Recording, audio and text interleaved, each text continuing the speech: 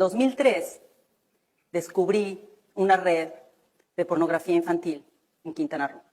En la zona hotelera y en la zona más pobre de Cancún estaban vinculadas a través de un grupo de empresarios, senadores, gobernadores, que tenían una fascinación por la pedofilia y estaban dedicados a traer niñas de diferentes países. Una de las niñas fueron a denunciar y la autoridad lo que hizo fue llamarle al líder de esta banda de traficantes para avisarle que ya lo habían denunciado y él se fue a los Estados Unidos.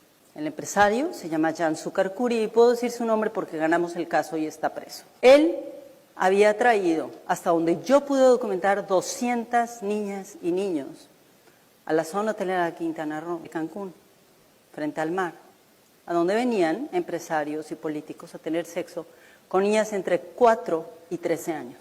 No solo eso, sino hacía pornografía infantil. 2003 fui directamente con las autoridades federales a preguntarles cómo podemos investigar una red de pornografía infantil que está comprando y vendiendo niñas a través de Internet.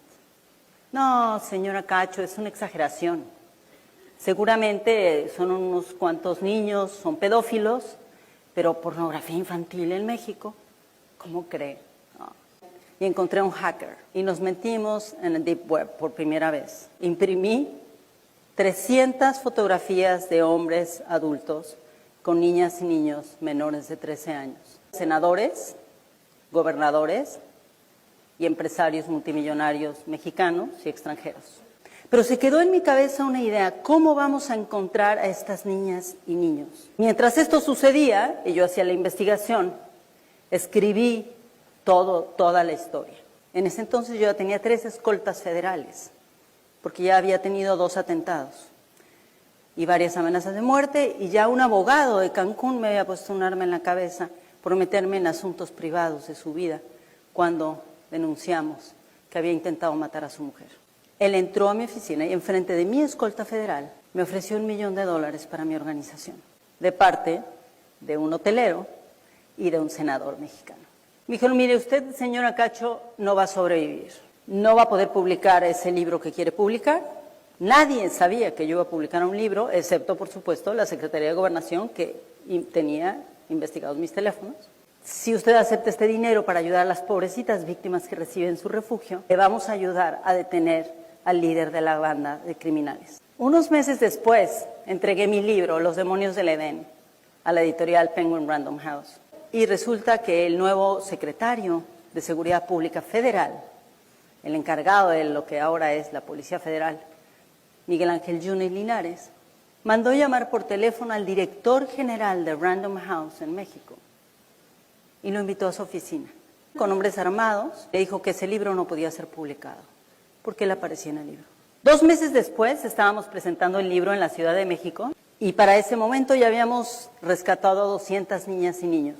Ya tenía los nombres, los apellidos, ya sabíamos quién eran sus madres, sus padres. En 5 casos no pudimos contactar a la familia porque la familia fue quien vendió a sus hijos e hijas. Adquirí las llamadas telefónicas en las que uno de los miembros de la red criminal llamaba por teléfono a Jan Sukarkuri y le explicaba que cada niña costaba $3,000 como cuota principal.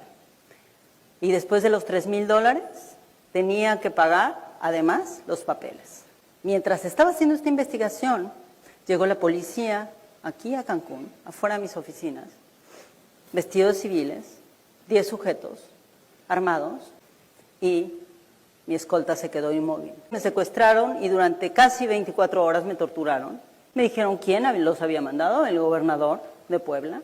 Me dijeron por qué razones, por haber publicado Los demonios del Edén, y porque me había metido en la vida privada de todos estos senadores, gobernadores y empresarios. Afortunadamente yo había hecho toda una estrategia de seguridad en caso de, y los medios se enteraron a tiempo. Entonces la policía que me secuestró se vio obligada a llevarme viva a Puebla en lugar de matarme en el camino como me habían prometido si yo no firmaba ahí mismo un documento diciendo que el contenido de mi investigación era absolutamente falso. Me metieron a la cárcel, salí de la cárcel y pasé 1 año firmando todos los días en la cárcel de Cancún por haber cometido el delito de difamar a un grupo de criminales que se dedicaban a la trata y explotación sexual comercial de niñas y niños. Pero no solo eso, era una red de extorsión, de lavado de dinero, de pornografía infantil, de trata de personas, de tráfico ilegal. Cumplía con todos los paradigmas. Un año después gané el caso judicial.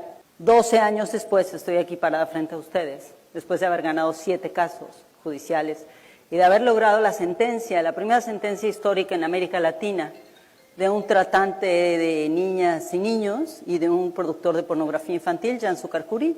Le dieron 118 años. Es la sentencia más grande que ha habido en la historia de México y la primera por este tema. Tracé un mapa para entender cómo las mafias mexicanas estaban operando en Nigeria y en Japón y cómo las mafias japonesas operaban en Estados Unidos, en el Reino Unido. 143 países están investigados para ese libro. Tracé estas rutas y las seguí. Durante 5 años me tuve que disfrazar de monja para meterme en los lugares donde solamente dejan meterse a las mujeres religiosas, para poder documentar cuántos niños y niñas había dentro de los burdeles en la Ciudad de México. 134 niñas y niñas, solamente en una colonia de la Ciudad de México. La otra cosa que descubrí es quiénes son las agencias de viajes que facilitan esto y que saben perfectamente qué es lo que están facilitando. También descubrí que estas agencias de viajes trabajan con ciertos sindicatos de taxistas en diferentes países. Y cuando no son los sindicatos de taxistas, porque son VIPs los consumidores, entonces son empresas especializadas en transporte. Me fui a los Estados Unidos siguiendo una red de tratantes de Tlaxcala, que es uno de los estados de México que ustedes sabrán, produce y tiene una gran cantidad de tratantes de personas y tiene una red cultural de padrotes. Ellos, los tratantes, educan a sus hijos y sus hijos a sus hijos y sus sobrinos para que se conviertan en expertos explotadores y vendedores de niñas y niños, se casan con ellas, las llevan a Estados Unidos. Entrevisté a un chico que se había casado a los 26 años 17 veces. Y había llevado a las esposas a los Estados Unidos y ahí los descubrieron y los metieron a la cárcel gracias a una investigación colectiva periodística que hicimos varios. Un día empecé a seguir a uno de estos jóvenes de Tlaxcala en Nueva York y me di cuenta lo que estaban haciendo. Tenía un grupo de 25 chicos y los 25 chicos iban cada uno con $500 a diferentes lugares a mandar remesas a México. Las remesas iban a Puebla y a Tlaxcala. Era dinero producto de la explotación sexual comercial de niñas, mujeres y jóvenes.